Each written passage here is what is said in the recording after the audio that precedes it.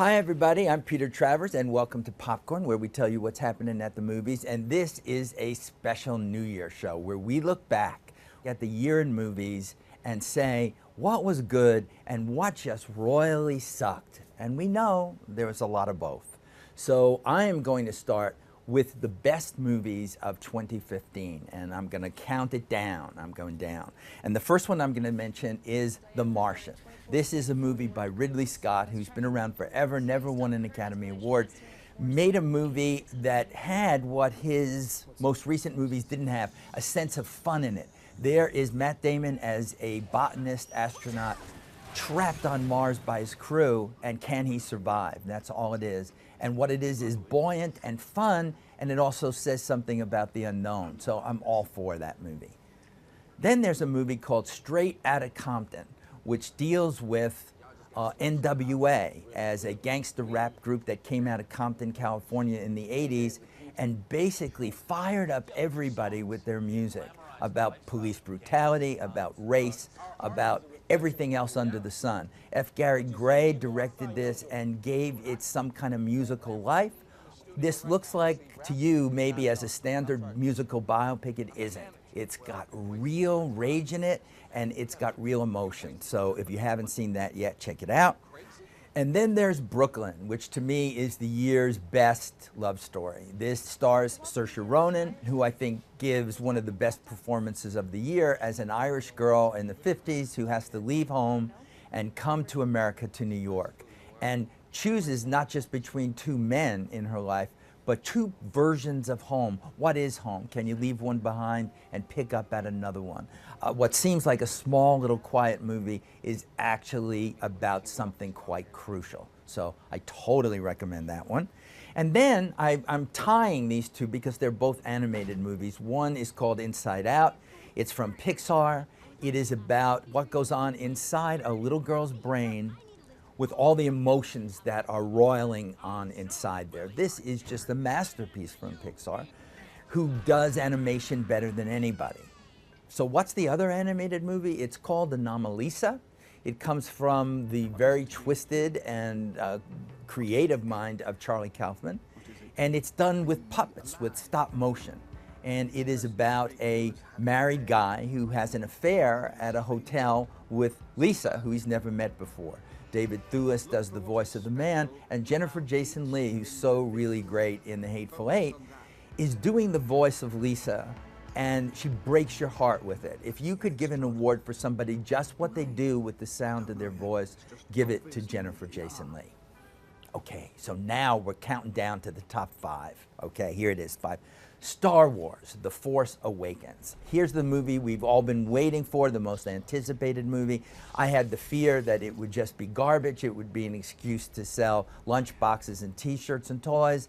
And instead, director J.J. Abrams captures everything we loved about the first Star Wars we saw back in 1977.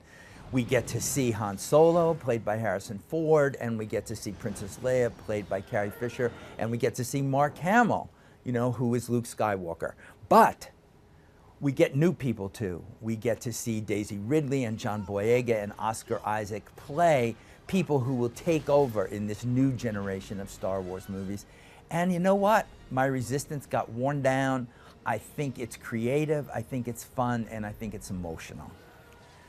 4, I pick Carol. Carol is a lesbian love story set in the 1950s starring Cate Blanchett and Rooney Mara at a time where loving somebody that didn't fit the norm of the 50s basically could lose you, your marriage could lose you, your child could lose you, so much, and yet love was the thing that counted most. Todd Haynes directed it.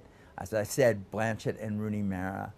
You can't find acting better than this in a movie this year. 3, oh boy, did I love this. This is called Mad Max Fury Road, directed by George Miller, who's 70 now, who had put together a movie that everybody thought was just going to be testosterone and visionary, and it's all that, except the real hero of it is named Furiosa, and she's played by Charlize Theron. And suddenly a movie that was all about a guy becomes a visionary movie about a woman, and about a woman who fights for other women.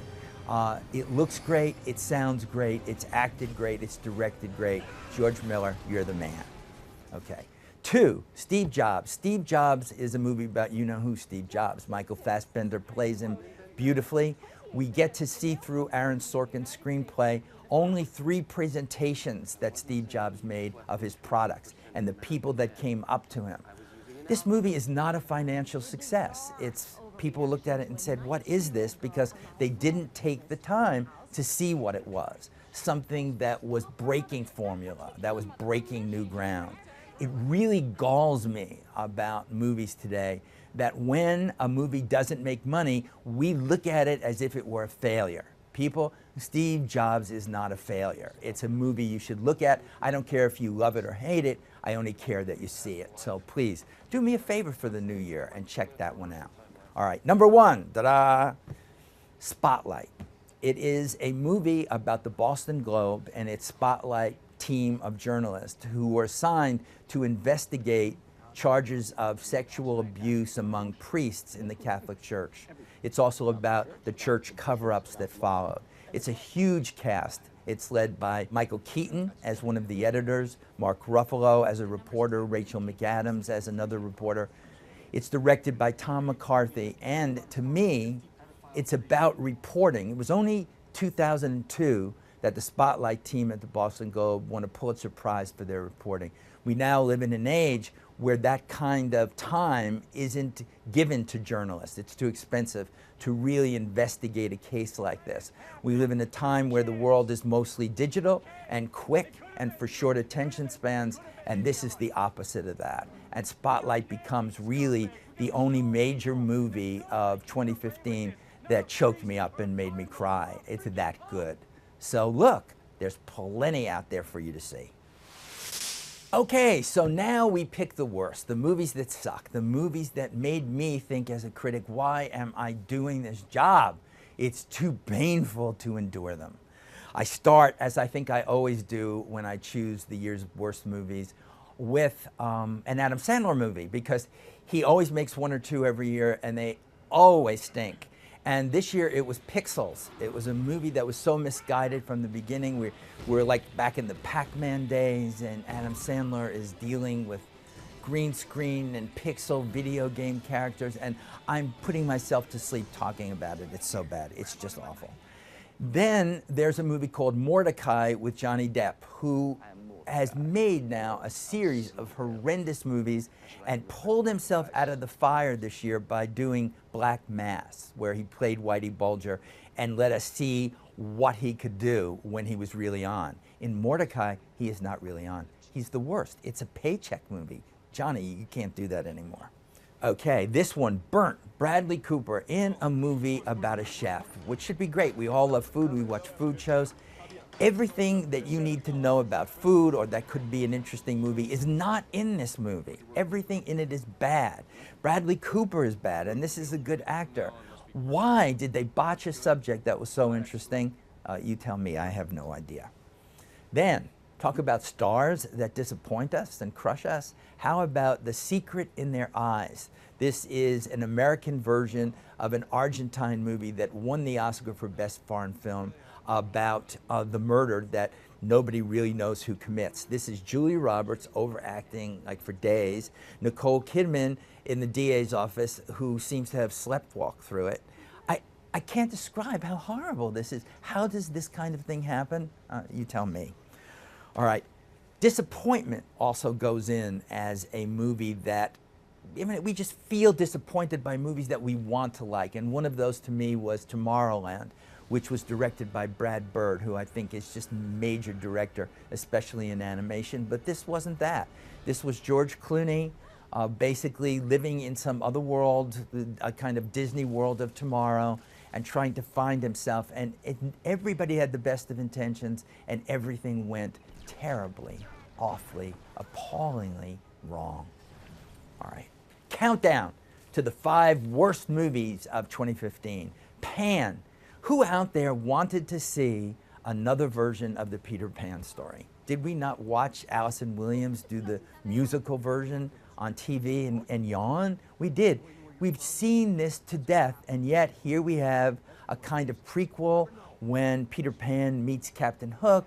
We've got Hugh Jackman in this, another major movie star who makes some bad choices. This was just a waste of time and talent, really, the worst. Jupiter Ascending. I call it Jupiter Descending because from the beginning, when you go in and see a movie by the Wachowskis, the people behind The Matrix, you're expecting at least something visually interesting. This had nothing in it. Poor Mila Kunis, who played Jupiter, turns out that she was really some kind of god, and Channing Tatum has to come in and find her and save her. I don't care. You wouldn't care. Nobody would care. Wachowskis, how could you let us down so much? Oh. For really horrendous, how about the Fantastic Four? Did we need this to be remade again? I don't think so. I mean, this whole universe of characters, so plottingly dull, so awful. And Miles Teller, who was a big star with us all last year when he did Whiplash, basically, you know, helped kind of crush or squeeze his career into a bad place by doing a movie like this. No more of this superhero crap if you don't know how to do it. Number 2 of the worst movies, By the Sea. This is Angelina Jolie directing herself and her husband Brad Pitt in a love story about a marriage falling apart. I felt that I was falling apart just enduring this. It went on for an eternity. They would sit in their hotel room and watch another couple through a hole in the wall. I would rather watch the hole in the wall being completely blank than ever suffer through another frame of By the Sea. So you're saying to me, could there be a movie that is worse than By the Sea, which you can tell I just hate with such a vengeance? There is. And it is a very successful movie. You all went to see it. I don't know why. It was called 50 Shades of Grey. Oh, my people, Dakota Johnson, Jamie Dornan, in this movie about S&M from these books that sell. The writer can redo them and sell them again through the point of view of other characters. You know what? The sadism came from the people who made it, and the masochism comes from those of us who actually suffered through it. I'd rather be whipped and put into chains than to ever be forced to watch 50 Shades of Grey again. Have I been really clear about those? So that is the worst. I'm saying goodbye with that. You know, I make everybody end the show when I'm interviewing them on Popcorn with song, but all I can say to you really bad movies is, should old acquaintance be forgot? And really forgot. Thank you.